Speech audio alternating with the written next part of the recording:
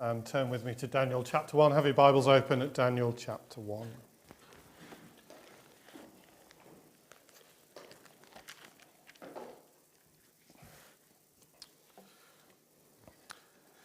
Last time I preached here at Blenheim, we spoke about there being no such thing as secular work. At least I hope you managed to take that away from the message when I spoke last time. There's no such thing as secular work. For all of us as Christians, everything that we do is part of our vocation. This is what we are as Christians. This is how we are to serve the Lord. And in fact, we are to view our work as something that's assigned to us by God and that we are called to do.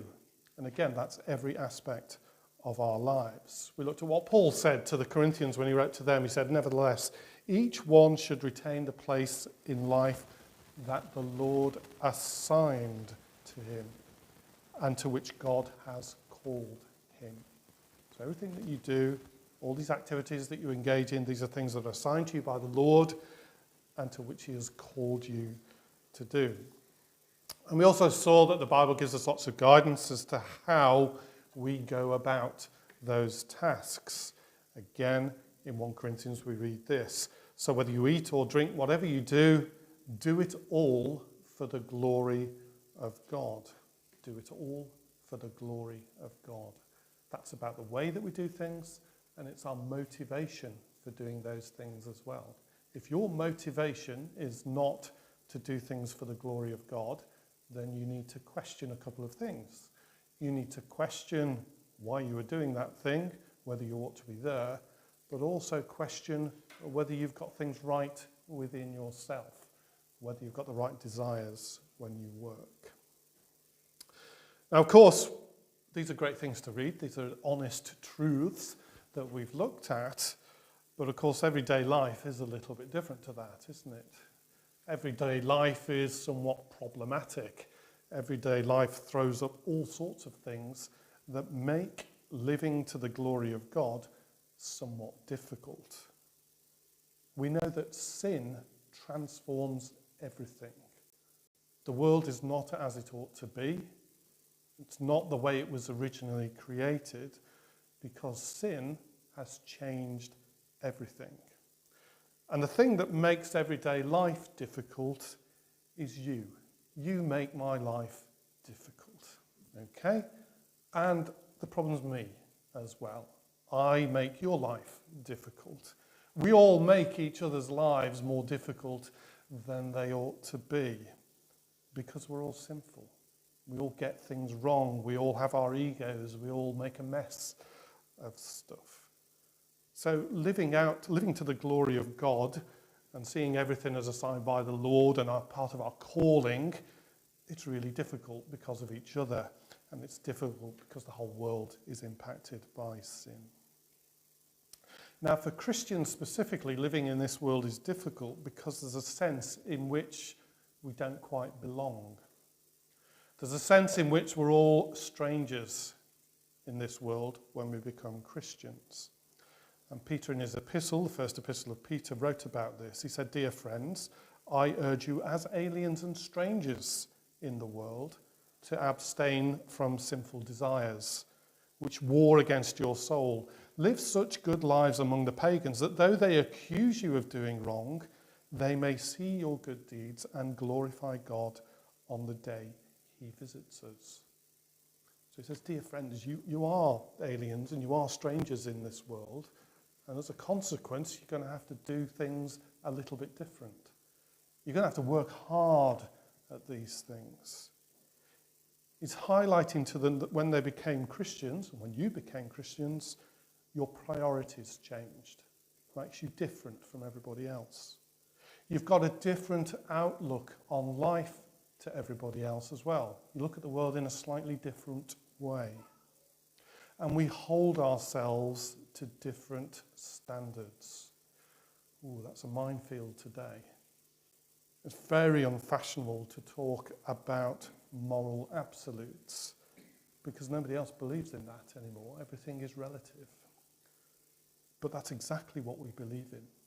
We do believe there are moral absolutes, And those moral absolutes, even though they're completely unfashionable, we know we have to follow because they come from God. So we recognize that we are aliens. We recognize that we are strangers and strange. People will think you are strange. We've all experienced that to differing degrees. However, we are not to behave strange. Okay? Although we are aliens and we are strangers, we've still got to integrate in the world in which God has placed us. We've still got to be part of this world. Because remember, this is where the Lord has assigned you, and this is what the Lord has called you to do. So if we're to integrate, we've got to think very carefully about how we can work effectively amongst, with, and for those who are so alienated from us in so many ways. They're not going to do it for us, okay? We've got to think about how we work amongst them, with them, and for them. Okay? And that for them is very clear in what Peter said, wasn't it? That they may see your good deeds and stop accusing you of doing wrong. No, that's not what he said. He said that they may see your good deeds and glorify God on the day he visits us. Now, hopefully that would mean that they wouldn't continue to accuse you. Okay? But the priority is that they will change. That the Lord will have the opportunity to change their hearts, and that they will glorify God on the day when the Lord Jesus returns again. So to help us with this, to help us to see how we do this integration piece, how we work with, amongst, and for the people around us, I do want us to look at two people from the Old Testament. Two people who lived in the palace, people who were part of royal rulership. They found themselves right at the heart of those, and at the heart of a ruling class that they didn't actually belong to. Okay? These were Israelites who found themselves at the heart of the ruling families of nations that had control over them. The first one, of course, is Daniel. We read Daniel chapter 1. He was taken into exile by the Babylonians under King Nebuchadnezzar in 605 BC. You must think I'm wonderful at history, but of course I just read that and wrote it down and have repeated it to you. But in exile, he became part of the elite. He was educated in the ways of the Babylonians. And he also maintained that position of influence when the Babylonians got overrun by the Persians. And later on we'll read something about what he did whilst the Persians were in charge. And talking of the Persians, we're going to look at somebody else as well. Somebody else who became very prominent in the Persian Empire when it was at its peak a little bit later on. So around 479 BC, we're going to look at a beautiful Jewish girl who became the queen of the Emperor Xerxes, or King Xerxes, when the Persian Empire was at its peak. So you don't need a slide to tell you where we're going. We're going to talk about Daniel, a lesson in how to live faithfully, and then we're going to look at Esther, a lesson in how to live faithfully. Okay, so it's very simple this morning. You have to remember two names and one sentence, a lesson in how to live faithfully. So Daniel chapter 1, let's start there. We talked about living as strangers, living as strangers as Christians, not strange Christians. Now we all love advice, don't we? People often come up to us and give us some advice. I'll probably get some advice at the end of this morning. I'm looking forward to that, always do. Okay? In terms of your work, now I don't just mean employment and paid work, people will often offer you advice. And as Christians, you will get lots of advice. Now I'm going to read out some advice, okay, a list of advice that you might or might not have received. And I want you to spot which are right and which are wrong. Because of course people when they give you advice, they're giving you definitive advice. Okay, they're telling you this is the way you should do things. So this is the way to serve God at your work. So the way to serve God at work is to further social justice in the world. Or the way to serve God at work is to be personally honest and evangelize your colleagues. Is that right or wrong? The way to serve God at work is to do skillful, excellent work. The way to serve God at work is to create something truly beautiful, because that aligns you with God's creative process. The way to serve God at work is to work from a Christian motivation to glorify God, seeking to engage and influence culture to that end. The way to serve God is to work with a grateful, joyous, gospel-changed heart through all the ups and downs of life. The way to serve God at work is do whatever gives you the greatest joy and passion. And finally, the way to serve God at work is to make as much money as you can so that you can be as generous as you can. So which of those do you think are right? Which of those do you think are wrong? Well, the problem is the start of the sentence, isn't it? Okay. The problem is I said the way to serve God at work is this. None of those statements is wrong, okay? But they're all wrong if you say that each of those things is the way to serve God at work, because it isn't. Okay? All those things are aspects of what we do when we serve God through our work. So we need to change the way to serve God to a way to serve God. And all those things then become relevant. And the relative importance of each of those aspects of what we do is going to be different. And it's going to be different dependent upon what work the Lord has called you to do. Different jobs, different responsibilities have different emphases and different things that we need to focus upon.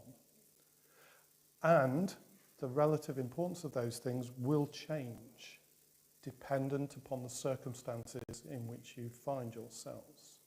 Every day is different. Every day brings new challenges. Every day brings a different set of circumstances. You don't respond to those circumstances in exactly the same way each time. So let's look at Daniel. Let's look at him. So look at verse 4. Okay? What's the priority for Daniel at that point in time? Well, the person who was put in charge of Daniel when he was taken into exile was to teach them the language and literature of the Babylonians. So Daniel's priority in serving God in that position was to learn the way of the Babylonians, to be competent in the work that he was to do. And that's actually a priority for all of us. Whatever we are to do, we are to be competent at doing it. Let me give you an example. On February the 24th, 1989, United Airlines Flight 811 took off from Honolulu on its way to New Zealand. The 747 had climbed to 22,000 feet when the forward cargo door of the jet blew open, tearing a huge hole in the side of the plane. 9 passengers were immediately sucked out of the plane to their deaths. The 2 right engines were damaged by flying debris and taken out of commission. The plane was 100 miles from land. The captain, David Cronin, brought all of his wisdom and 38 years of piloting experience to bear.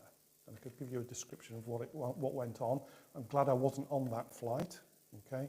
But he did bring it down safely.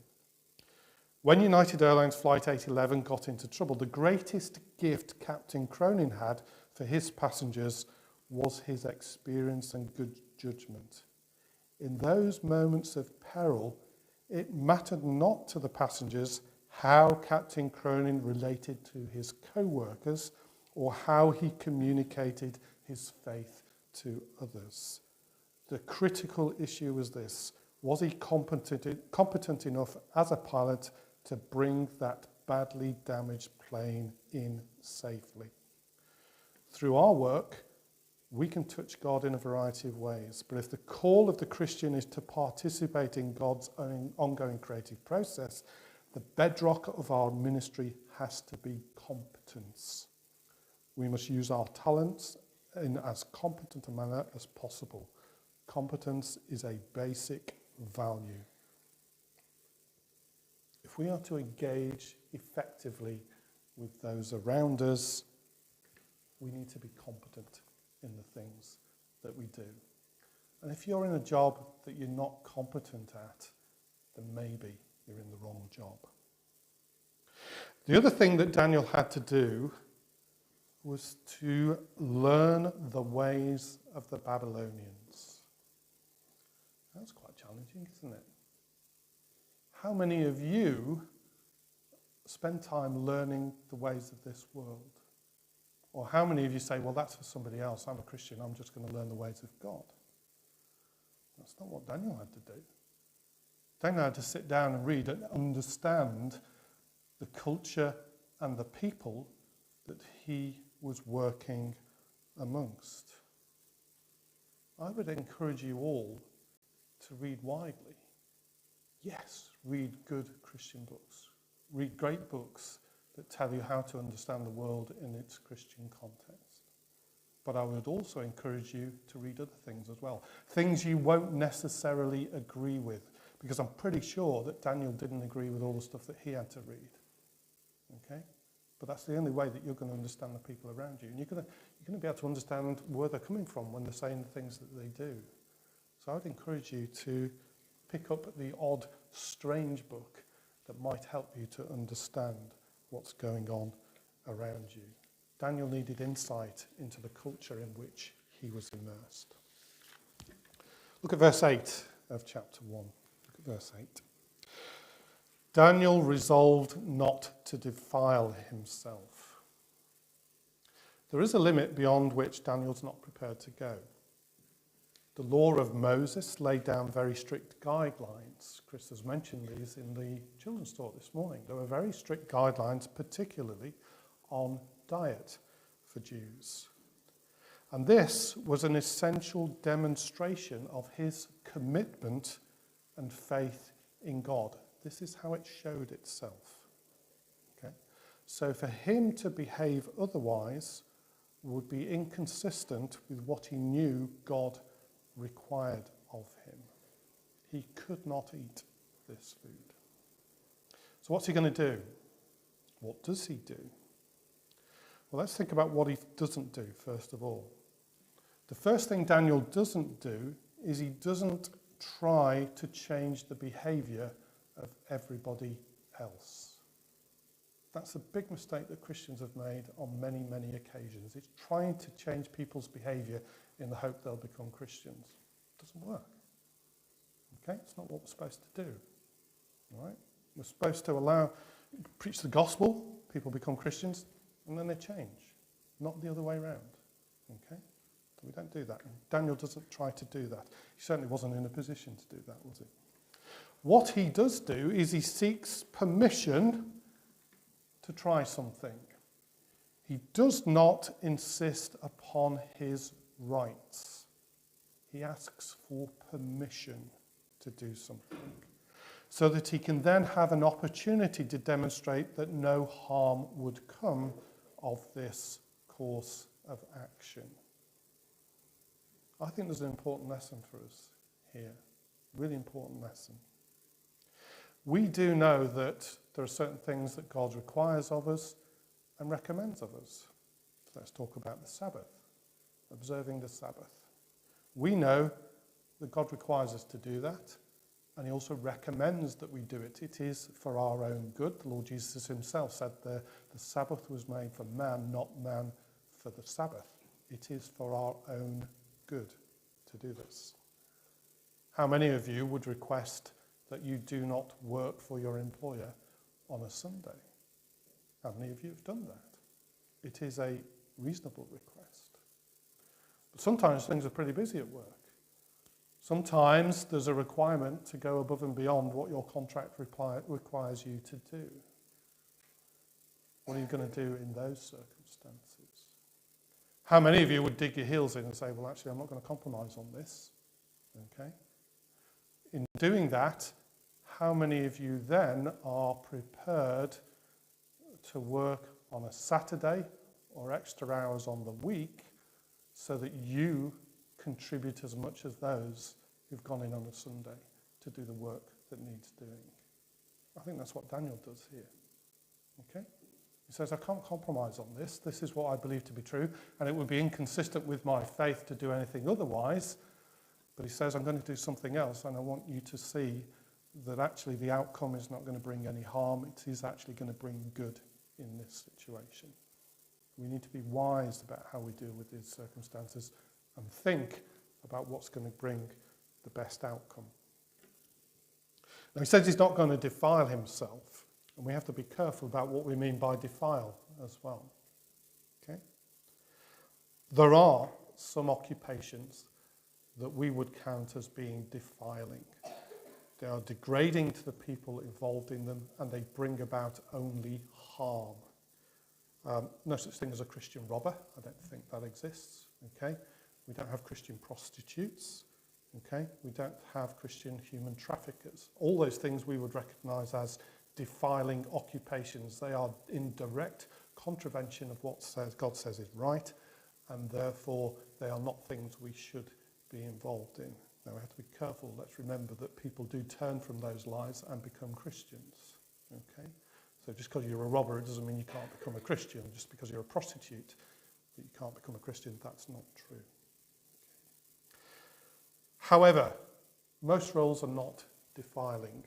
And defilement is less obvious in those cases. When we look at Daniel, sometimes we're tempted to think that actually going into the service of a foreign king, well, that's the thing that's potentially defiling for him. Surely he can't do that. He's part of the Israelite nation. He can't go and work for a foreign king. But it's completely wrong. The Bible actually shows us, demonstrates time and time again, that there's no defilement that comes from being in that situation. And in fact, God places his people in those situations to achieve his purposes. The Bible is abundantly clear on this. So where does the potential for impurity come? Well, it's not from the role itself necessarily, but it's from our behaviour within that role. That's the situation most of us find ourselves in. Very few jobs would be classified as defiling jobs in that sense. What we must do is act with faith and with integrity in those circumstances in which the Lord places us. And we can be influencers as well. We can bring about great benefit in those circumstances if we will live faithfully and if we will live with integrity. And we're to look for those opportunities by which we can bring the most honour to God. And let's remember that that approach brings God's reward. God honours those who honour him. Look at verse 15. At the end of the 10 days, they looked healthier and better nourished than any of the young men who ate the royal food. And in 16, it talks about them sticking to the vegetables. Now, my wife always points this out. She's a vegetarian, I'm not.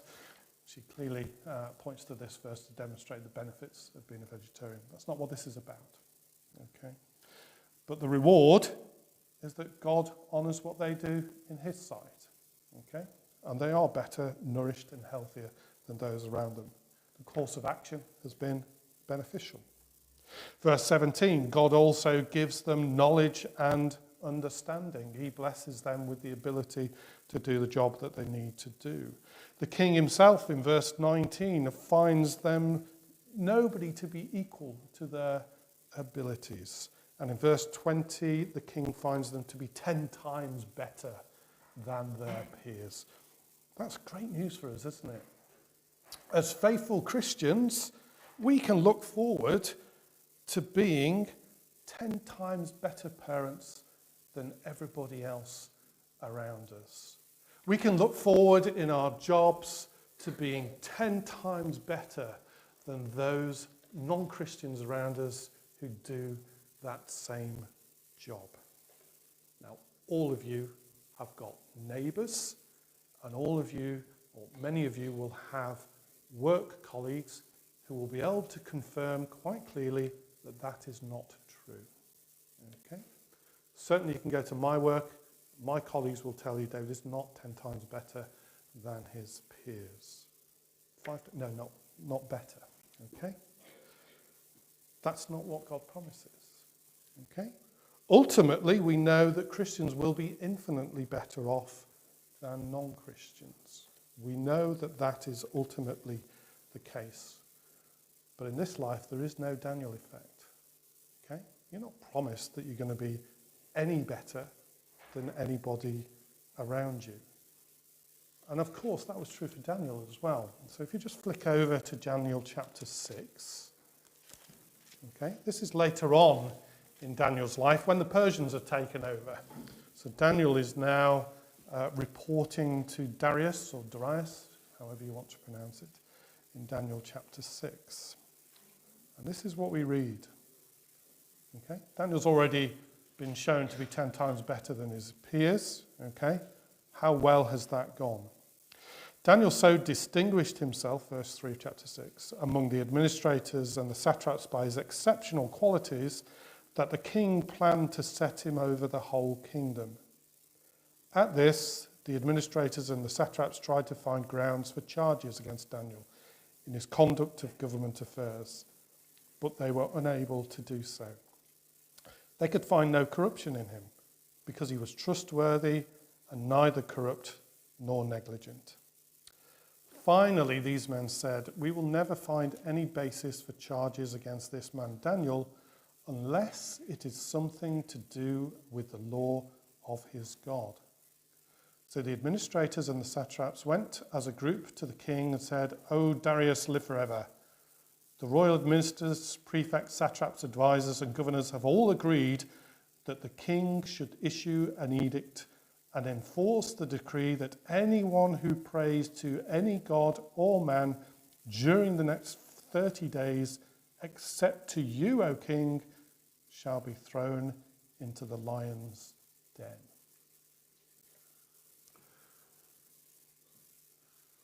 Daniel didn't enjoy a trouble-free life, and now is faced with a terrible trial. Now, quite often we talk about Daniel and the lion's den as if the lion's den is the great trial that Daniel went through. By the time Daniel stood on the threshold of the lion's den, the trial itself was already over, and Daniel had come out on top. See, everyone knew Daniel's commitment to the Lord, and the administrators and the satraps, they were pretty clever. Okay? You've got to admire their cunning here. This is going to capture Daniel fair and square. See, the source of Daniel's strength and his integrity wasn't himself. It was the Lord. And nothing was hidden about that. He was quite open and honest about that.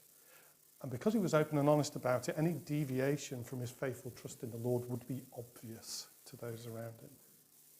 So the trial for Daniel doesn't come at the lion's den. The trial comes for him the moment that this unchangeable decree comes into force. Look at verse 10.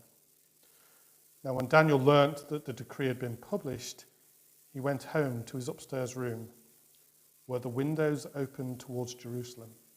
3 times a day he got down on his knees and prayed, giving thanks to his God, just as he had done before. Just as he had done before. That was the trial, that was the challenge. What are you going to do tonight, Daniel, now that this decree has been issued? I don't know if you ever wonder, but sometimes you wonder how you would respond in a life and death situation where our faith in God is challenged. There are many Christians that go through that. And I wonder how we feel we would respond. I don't know, is the honest answer. Okay? But in reality, we already do know how we respond to those situations, because the real times of trial are not the points of crisis. That's the mistake we make. We think we need a crisis for it to be a trial. But actually, the real trials that we face are those points where we have to make a deliberate decision. And more often than not, that's not in a crisis. More often than not, it's just those everyday decisions that we are called to make. When we are faced with a choice of either trusting in God or compromising for our own convenience. And it will probably come this week. You walk into the office, something's gone wrong, and the boss says to you, could you just massage those figures on that spreadsheet just to make it look as though we didn't get things wrong? And go in and do it. Okay. Your tax return comes in and you've been a little bit economical with the truth as regards what your earnings have been, or what dividends you've been paid, or what shares you have, and things like that. So you just sort of forget about those, okay, because you'd have to pay more. You don't really deserve to have to pay even more tax, do you? These are the trials. These are the points of decision where we can either trust God or we can compromise. And if we do compromise, then it shows that we value the good opinion of the ones we risk offending more than we value God.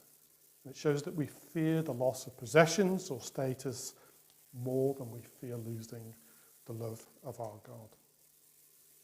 Our success in this respect is far more mundane than holding out as a savage lion threatens to tear us apart.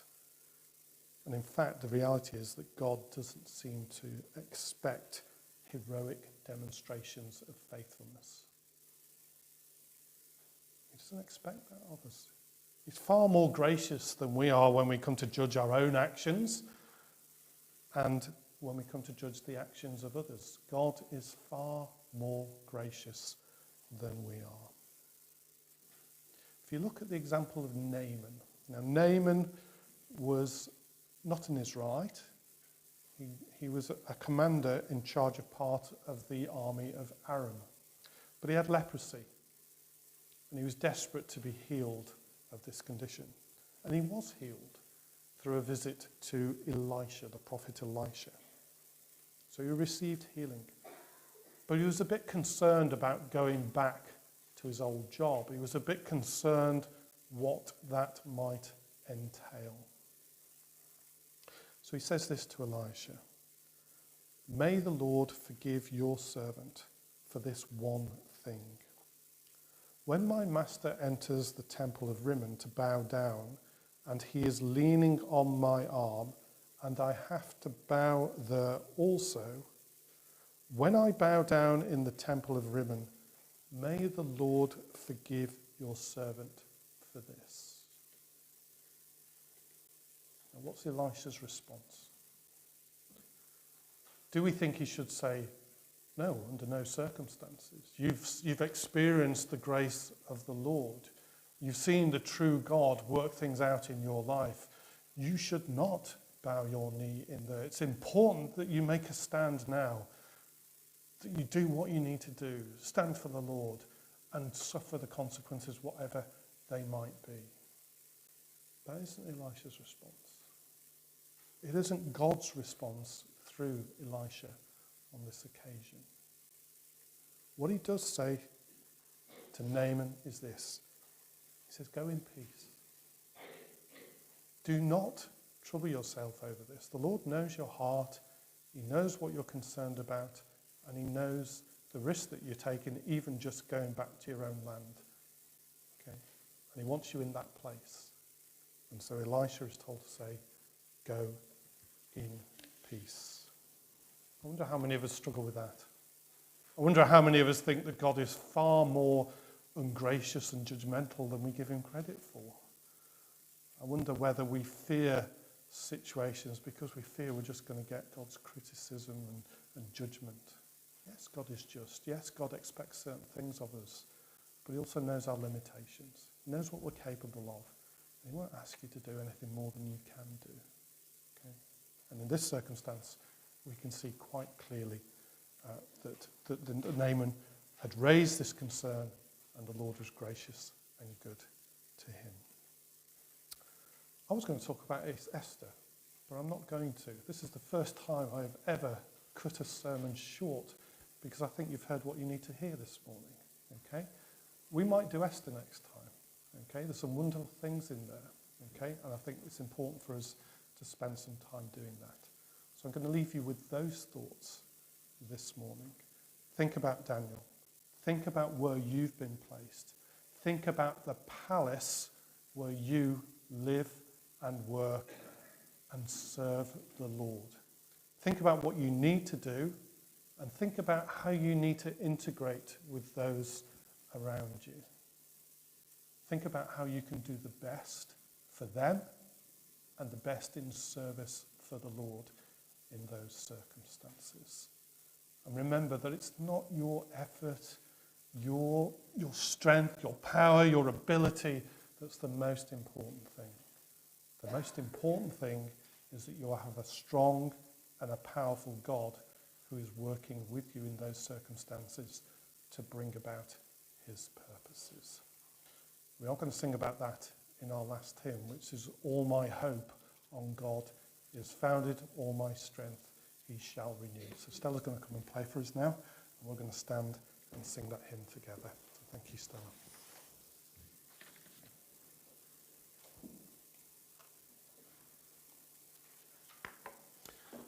Stand up before the music starts, then you're ready to sing, and take a deep breath so that you can sing together.